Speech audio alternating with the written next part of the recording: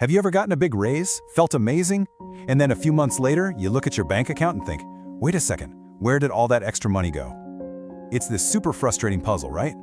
But here's the thing, it's probably not your fault. There's this invisible force at play, and today, we're gonna drag it out into the light. Okay, so picture this. You've got two people, right?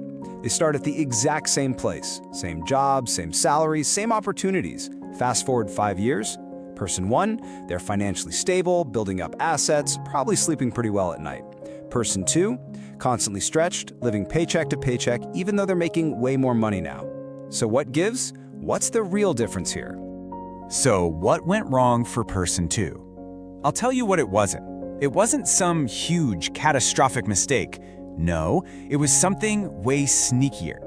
It was a series of 1,000 tiny, almost invisible decisions that led one person towards financial freedom and the other straight into a trap.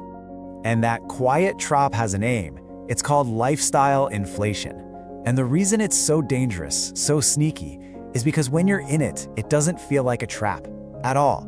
It feels like you're winning. It feels like you're finally getting all the rewards you've worked so hard for.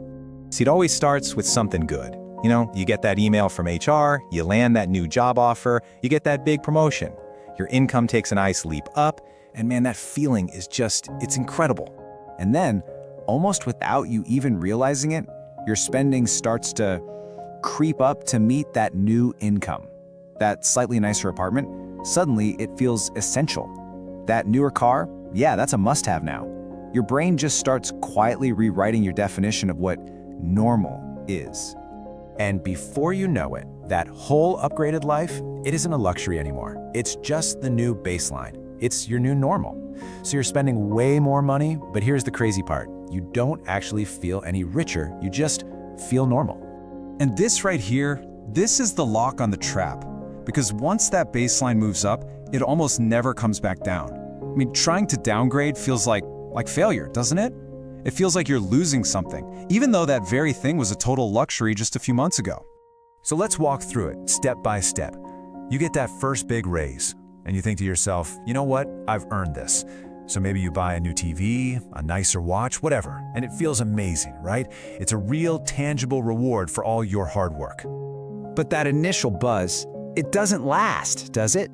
A couple of months go by, and that new TV is just the TV. The thing you watch shows on. The luxury that brought you so much joy at first has now become completely invisible. It's just part of the furniture. And that is the precise moment the trap snaps shut. Because what was once a fun choice, a reward, is now a fixed cost, a bill you have to pay every month. That awesome new income isn't a tool for building freedom anymore. Nope, now it's just the fuel you have to keep shoveling into the furnace to keep this new, more expensive life from falling apart. So why does this happen to pretty much everyone?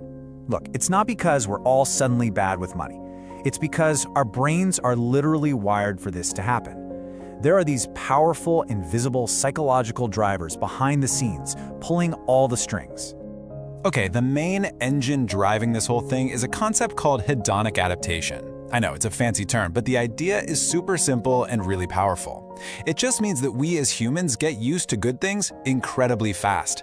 That thrill you get from an upgrade, it vanishes, and your brain just hits the reset button on your expectations, setting a new, higher baseline as the new normal. And get this, it's not just your own brain working against you. Oh no, there are outside forces at play too. You've got social comparison. You know, your friends get nicer stuff, so you feel this pressure to keep up. Then there's increased credit. The second the banks see your higher income, they're practically begging you to take on more debt. And maybe the biggest one, identity entanglement. Your lifestyle becomes part of who you are, so cutting back feels less like a smart financial move and more like a personal failure. All right, the psychology behind this is fascinating, for sure. But the math is downright terrifying. Let's crunch some actual numbers and see the real cold hard financial damage this quiet little trap can do. So check this out. Let's say you get a massive 50% raise. You go from making $60,000 a year to $90,000. Awesome, right? But what if your savings rate, the percentage you save, stays exactly the same, at 15%? Well, do the math. A staggering $25,500 of your new money is just gone. Instantly vaporized to pay for your upgraded lifestyle. And folks, this is the great deception of lifestyle inflation. Your income chart is shooting up, a 50% jump, but your wealth-building engine, your actual savings rate, hasn't budged. It's at 0% change. You feel like you're sprinting, but you're just running in place on a financial treadmill. Here's another way to think about it. Lifestyle inflation is the silent process that takes your potential wealth and turns it into someone else's revenue.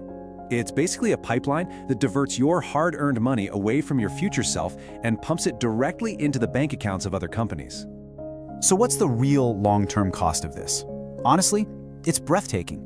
That extra chunk of cash you spend every year instead of investing it, over 30 years, even with just a modest return, you could be looking at a loss of over $300,000. It's the perfect example of how small, seemingly harmless leaks can end up sinking a great ship.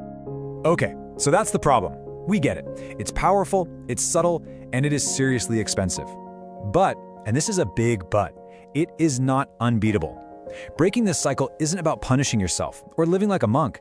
It's about shifting from unconscious spending to conscious choice. Listen, if you only remember one single thing from all of this, let it be this. Real wealth isn't built from how much you earn. It's built from the gap between what you earn and what you allow your normal to become. That gap, right there, that is the birthplace of your financial freedom. So, how do you protect that gap? It comes down to 3 key ideas. First, you've got to separate things. Learn the difference between a one-time reward and a new permanent monthly payment. Second, preserve a chunk of every single raise.